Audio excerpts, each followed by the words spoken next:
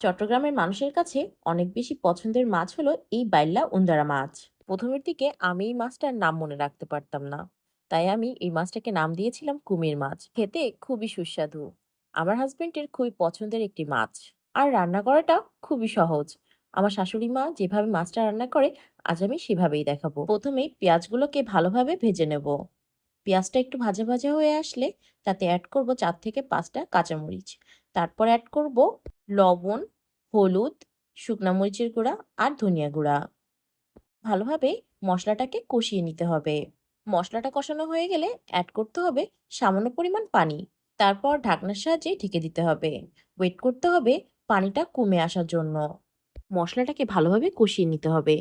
তারপর একে একে অ্যাড করে দিতে হবে সবগুলো মাছ। মাছগুলো দিয়ে একটু উল্টে পাল্টে দিয়ে আমি কিছু পানি দিয়ে আবারও ঢাকনার সাহায্যে ঢেকে দেব। আর এই মাছে অনেক বেশি ডিম হয়। কেউ চাইলে মাছগুলোকে একটু ভেজেও নিতে পারেন। যার যেমন ইচ্ছা সে সেভাবেই রান্না করতে পারেন।